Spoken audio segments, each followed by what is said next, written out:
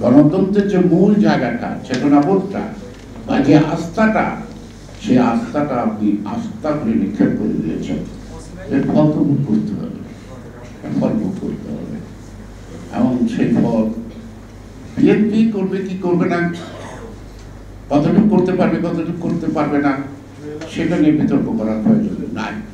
কিন্তু সবকিছু শেষ আছে, সেই শেষটার পরবর্তী অধ্যায়টা কেমন হবে সেটা মনে যদি করতে পারতেন ভালো হতো। কেন যে ঈশ্বর বা আল্লাহ তাআলা বলছেন তোমার মৃত্যুকে স্মরণ করো, তাহলে তোমাকে একদিন মৃত্যু হবে।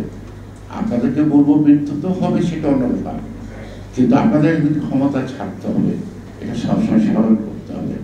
স্মরণ করলেই আপনারা জনগণের অধিকার নিয়ে ছিনিমিনি খেলতে পারতেন না। আর ছিনিমিনি না খেলে ক্ষমতায় বাইরে গেল রাজনীতিটা করার সুযোগ আপনাদের জন্য অবশিষ্ট থাকবে। জিয়াউর রহমানের মৃত্যুর আগে 3 মাস আগে একটা সভা হয়েছিল, আমরা সেই সভায় ছিল, তিনি বলেছিলেন we should take the preparation for opposition। আচ্ছা, ওনার মৃত্যু মাত্র মাস 2 আগে আপনারা সেইটা পাবেন, বক্তৃতাটা খুঁজে পাবেন যে আমাদের উচিত বিরোধী দলে যাওয়ার জন্য প্রস্তুত হওয়া, আজীবন ক্ষমতায় থাকার ভাবনাটা মাথা থেকে ত্যাগ করুন। তার মানে কি, যেখানে জিয়াউর রহমানকে প্রতিদ্বন্দ্বিতা করার লোক নাই, তখনও আওয়ামী লীগের লোকরা বর্তে এবং ভারতের কাদের সিদ্দিকীর নেতৃত্বে 1000-4 লোক ওখানে বাস করে, বর্ডার দিয়ে মাঝে মাঝে ঢুকে অস্থিতিশীল করে পার্বত্য এলাকায়, যে ঘটনা এখনো শেষ হয় না। এই ঘটনার জন্মদাতাকে, যারা জন্মদাতা তারা যদি মানুষটা হয়, তাহলে আমি নিরাপদে থাকবো, বাকি দেশের মানুষগুলো তো নিরাপদে থাকবে না। কারণ ডাকাতের বলে যদি সন্তান হয়, ডাকাতের সাথে নিরাপদ থাকতে পারে, গ্রামের মানুষ তো নিরাপদ না। তো সুতরাং হাসিনা, আপনি আপাতত ছায়ায় আছেন, নিরাপদে আছেন, কিন্তু বাংলাদেশটা তো নিরাপদে নাই। বাংলাদেশটা তো ফেলানির মতো কাটা তলের মধ্যে ঝুলে দিয়েছেন। সেই বাংলাদেশের প্রধানমন্ত্রী আপনি, একটু লজ্জা লাগে না? এত গর্ব, আরে চুরি করে অলঙ্কার পর্যন্ত মাঝে মাঝে ফুট লাগে, এখানে যদি দেখে ফেলে।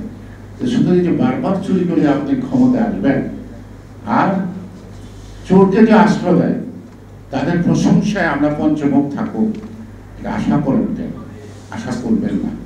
আর যাদেরকে বলে আপনারা দায়ীটা করেন, তাদেরও আমাদের উপর রাগ করার কোনো ক্ষমতা নাই। আমরা কারো বিরুদ্ধে নই, আমরা দেশের পক্ষে, আমরা স্বদেশী।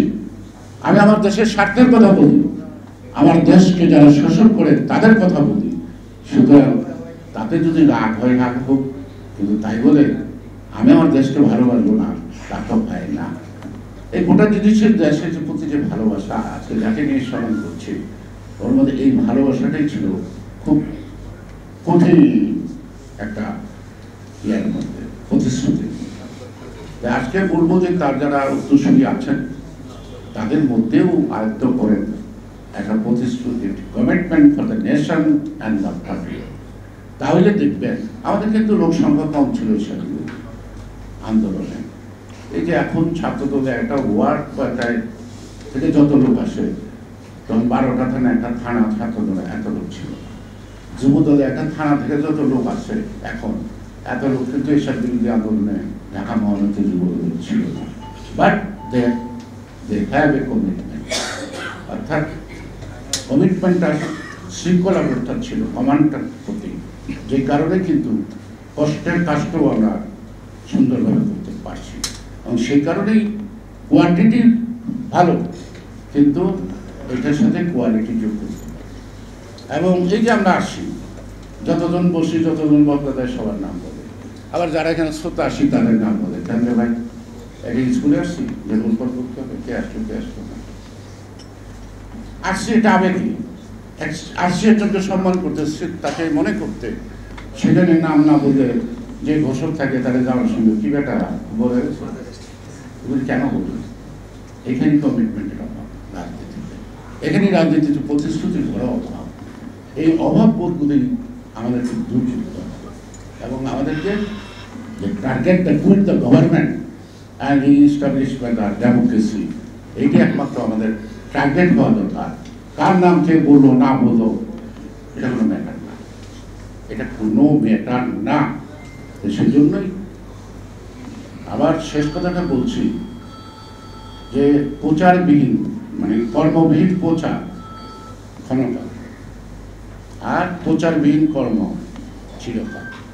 যখন এই প্রচার যন্ত্র বাইরে নাই 1000 বছর 500 বছর আগে, তারা আমাদের কাছে অমর না, তাদের কথা আমরা মনে করি না। সুতরাং ইউটিউব আর এই লাইভ আর টেলিভিশনের চেহারা কর্ম যদি না থাকে ক্ষমতা, আর যদি কর্ম থাকে এই চেহারা না থাকলেও জনগণের হৃদয়ে থাকবেন চিরকাল।